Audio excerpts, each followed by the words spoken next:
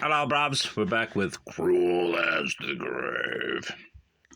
We're approaching the Halloween masquerade, and hopefully some amazing scenery awaits us in Chapter 16. On the watch. False from head's crown to the foot sole. False. To think I never knew it until now, nor saw through him, even when I saw him smile. Saw that he meant this when he wed me, when he caressed me, yes, when he kissed my lips. Browning, I assume Elizabeth Barrett, unless Robert was also into dudes. While this busy scene was being enacted below stairs, equally important, if quieter dramas were being performed in the dressing rooms upstairs, where the maskers were putting the last finishing touches to their toilets. In Mrs. Berners' dressing room, Sybil, the queen of the festival, was alone. Mr. Berners, who had assumed the character of Harold, the last of the Saxon kings, had already completed his toilet and gone below stairs, as he said, to take his place near the door to welcome his guests as they should enter the living room. And by toilets, they just mean getting ready, if you weren't aware. I don't believe there were actual toilets in 1870. Which brings up the question, where did everyone relieve themselves in those days at a ball, let alone a normal functioning home? But I digress. In Mr. Berners' dressing room, Sybil, the queen of the festival, was alone. Alright, we already read that. So Sybil was alone in her apartment. She also had just completed her toilet, and now she stood before the large cheval mirror, surveying the reflection of her figure from its clear surface, where it looked like a framed picture. Ah, for the most beautiful, far the most terrible figure in the pageantry of the evening would be that of Sybil Berners. She had chosen for her character the unprecedented part of the impersonation of the spirit of fire. It suited well with her whole nature. She was a true child of the sun, a fervent fire worshipper, if ever there lived one in a Christian community.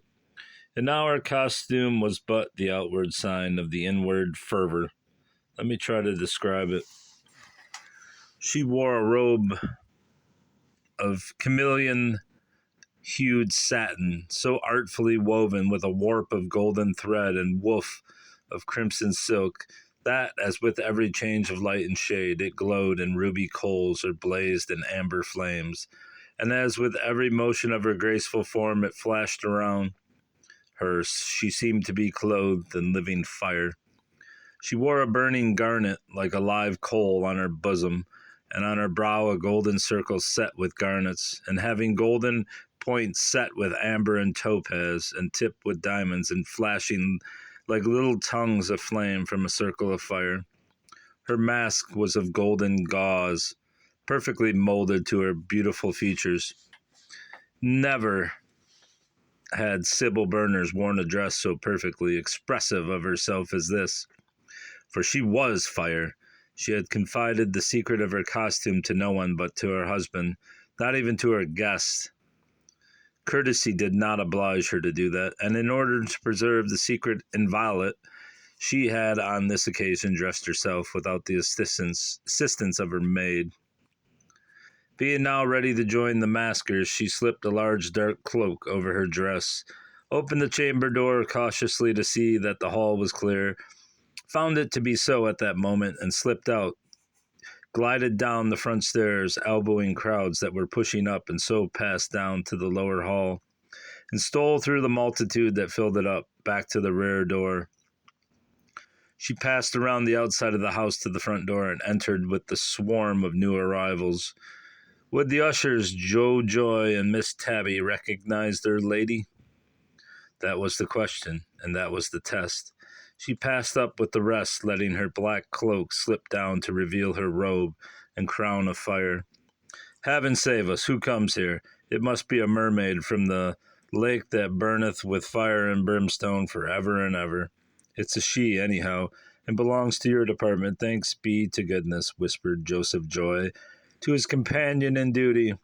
"This way, ma'am, if you please." "Delia, pass this lady on to the ladies' dressing room," said unconscious Miss Tabby, courtesying and pointing. And Sybil passed on, smiling to herself, to perceive that not even her old family domestics had recognized her face or form. So, keeping up her stratagem of being one of the masked guests of the ball, she entered the large chamber that had been chosen for the ladies' dressing room and fitted up with a dozen small dressing tables and mirrors.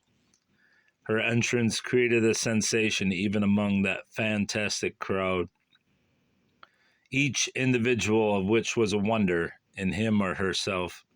"Oh, look there," simultaneously whispered 20 masks to 40 others as they caught sight of her. "What a marvelous dress! What a splendid creature! What a dazzling costume! She throws us all in the shade." These were a few of the impulsive ejaculations of admiration that were passed from one to another, as Sybil flashed through the throng and stopped before a dressing table, where she made a pretense of putting a few finishing touches to her dress. Then, certain of not having been recognized, and wishing to escape such close scrutiny in such confined quarters, she joined the group of ladies who, having completed their own toilets, were just then passing out of the chamber door into the upper hall, where they were met by their gentlemen escorts. There was no one to meet Sybil, a circumstance that was not of much importance, since there were one or two other ladies of the same party who, having no escort of their own, had to follow in the wake of others.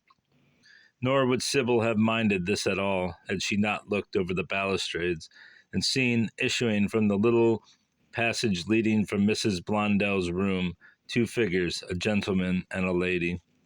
The gentleman she instantly recognized as her husband, by his dress as herald, the host of the last of the Saxon kings.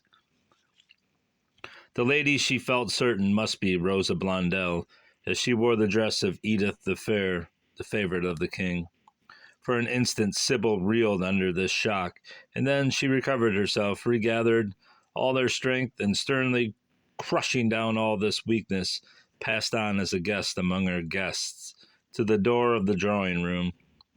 Then they were received by a very venerable mask, with a long and flowing white beard, and dressed in a gold-broidered black velvet tunic, white hose, white gauntlets, and red buskins, and holding a long brazen wand. There was no other than Father Abe, the oldest man on the manor, personating my Lord Polonius, that prince of gentlemen ushers and gold sticks in waiting. While Sybil stood behind the group, she saw her husband and her rival precede every one to the door. "Names, if you please, sir," inquired the usher with a bow. "Harold the Saxon and Edith the Fair," answered Mr. Berners in a low voice. "Mr. Harry Claxton and Miss Esther Clare," shouted poor old Abe at the top of his voice as he opened wider the door to admit his unknown master and the lady. "Name, sir, please," he continued, addressing the next party. "Rob Roy McGregor. Mr. Robert McGregor. McCracker. Mr. Robert McCracker," shouted the usher, passing in this mask, and passing immediately to the next with "Name, Mrs., please." "Fenella the dumb girl," murmured a very shy little maiden, whom the usher immediately announced as an "ell of a dumb girl, and so on he went, making the most absurd as well as the most awful blunders, with ladies' and gentlemen's names, as announcing the Grand Turk as Miss Anne Burke, for which last mistake the poor old man was not much to blame, as the subject was but a little fellow in a turban and long gown, whom Polonius naturally took to be a woman in a rather fantastic female dress. But when he thundered forth a musketeer as a mosquito and a crusader as a curiosity, and Joan of Arc as Master Johnny Dark, he was quite unpardonable. Meanwhile, Sybil had entered the room, which was blazing with light and resounding with music. As the guests were now nearly all assembled, the gentlemen selected partners and opened the ball with a grand promenade to the music of the Grand March and Faust. Introductions are, of course, unnecessary at private masquerades, as well as impracticable at all such festivals. So when the ghastly mass Death came up and offered his skeleton arm to Sybil for the promenade, she unhesitatingly accepted it, supposing him all the while to be one of her invited guests. But in joining the promenaders, he entered the circle at a point immediately in the rear of Harold the Saxon and Edith the Fair. Death kept his eye on the two, and speaking in a low voice, inquired of his companion, "Beautiful mask, though we may not yet discover ourselves to each other, yet we are at liberty to form a guess of the identity of our friends here?" "Yes," answered Sybil in a low voice. She scarcely understood what she had been asked or what she had answered, for her whole attention was absorbed in watching her husband and her rival, who were walking immediately before her, so close, yet so unconscious of her presence, so near in person, yet so far in spirit. "As for instance, lovely music," continued Death. "I think I know this fair Edith as the beautiful blonde who is staying here with our hostess. Am I not right?"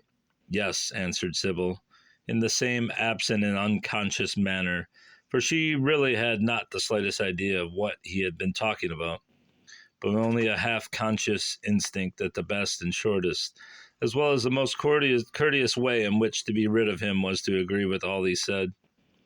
Her whole attention was still painfully absorbed by the pair before her. "But as for the gentleman, Saxon Harold, I do not recognize him at all. However, he seems to be quite devoted to his fair Edith, as is most natural. Fair Edith was his best beloved." "Best beloved?" "Yes, beloved far beyond his queen." Sybil knew what he was saying now. She was listening to him with her ears while she was watching the pair before her with her eyes.